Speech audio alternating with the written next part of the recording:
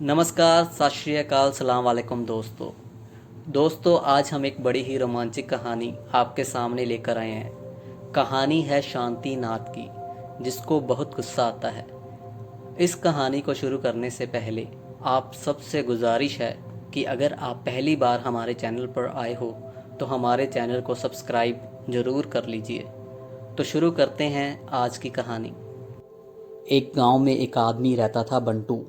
बंटू को इतना गुस्सा आता था कि आप लोग सोच भी नहीं सकते। एक दिन क्या होता है, उसका झगड़ा अपनी पत्नी से हो जाता है और अधिक क्रोध में आने के कारण वो उसको कुएं में धक्का दे देता है। और जब अगले दिन उसको पता चलता है कि उसकी पत्नी मर चुकी है तो अंदर ही अंदर से वो बहुत पछताता है। और उसी क्षण उसको जाग आती है कि ये उसके साथ क्या हो रहा है। उसके अंदर इतना गुस्सा है, इतना क्रोध है, जिसको वह कंट्रोल नहीं कर पा रहा। और उसी क्षण वो ठान लेता है कि वो अपने गुस्से पर कंट्रोल करेगा और इससे छुटकारा पाकर ही रहेगा। उन्हीं दिनों बंटू के गांव में एक महात्मा आते हैं और उन महात्मा की बहुत ज़्यादा प्रसिद्धि होती है, बहुत लोग उनको मानते हैं।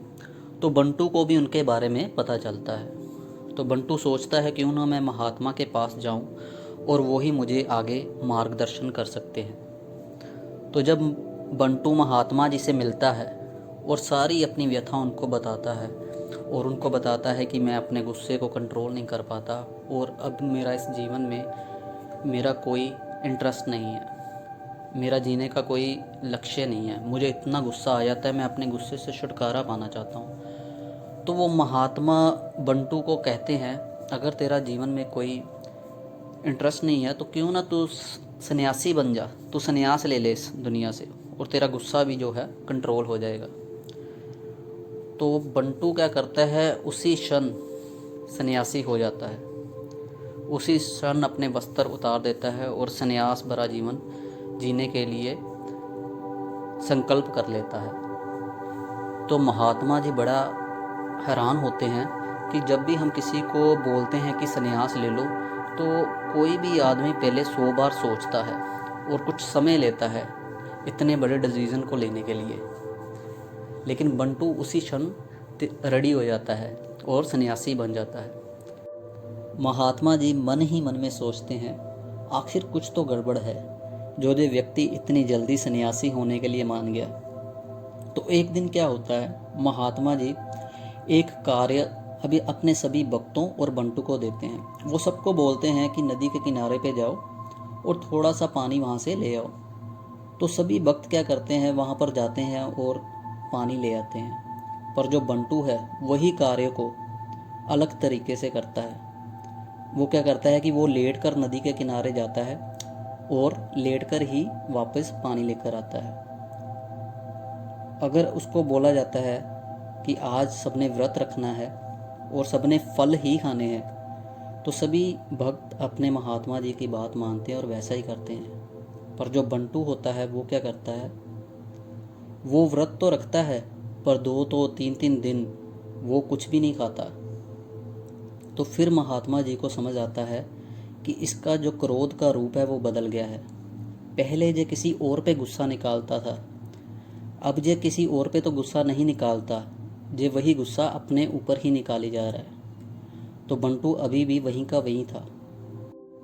तो अभी बंटू बाहर से तो बहुत शांत हो गया था और वो किसी को कुछ नहीं कहता था, पर अपने आप को कष्ट देकर वो अंदर से और कठोर बनता जा रहा था। बाकी भगत भी सोचते थे, जो काम हम आराम से कर लेते हैं, बंटू उसी काम को बहुत कष्ट लेकर करता है। ये तो बहुत बड़ा सन्यासी है, हम तो इसके आगे कुछ भी नहीं। ऐसे धीरे धीरे करते बंटू काफ़ी प्रसिद्ध हो जाता है।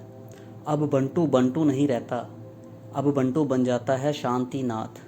अब उसको सभी लोग शांति नाम के नाम से जानते हैं। अभी शांति नाथ को कभी भी कोई कुछ कहता है तो वो शांति नाथ उसको कुछ भी नहीं कहता।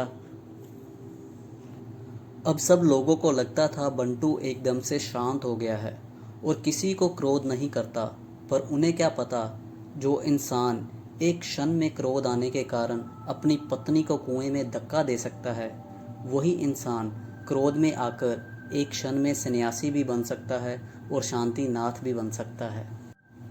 यह तो एक क्रोध का ही दूसरा रूप था जिसने उसे एक क्षण में सन्यासी बना दिया। अब शांतिनाथ काफ़ी प्रसिद्ध हो गया था और लोग दूर दूर से उसके दर्शन को आते थे। एक दिन उसके स्कूल के मित्र को पता चला कि बंटू तो सन्यासी बन गया है, मुझे भी उसके दर्शन के लिए जाना चाहिए।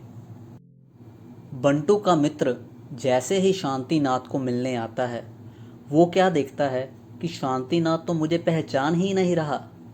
फिर वो मन ही मन में कहता है, पहचान तो लिया है, बस ना पहचानने का ढोंग किया जा रहा है। इतनी प्रसिद्धि जो मिल गई है, अब कैसे पहचाना जाएगा। दोस्तों, आपको भी पता है जब इंसान को प्रसिद्धि मिल जाए तो आम आदमी को कहीं ना कहीं बुला दिया जाता है। वैसे ही स्कूल के दोस्त के साथ हो रहा था। थोड़ी देर बाद बड़ी हिम्मत करके स्कूल का दोस्त भरी सभा में कहता है, बंटू, तुम शांतिनाथ कैसे बन गए। ये सुनकर शांतिनाथ हैरान परेशान हो जाता है और वो अपने दोस्त को नीचे बैठने के लिए कहता है।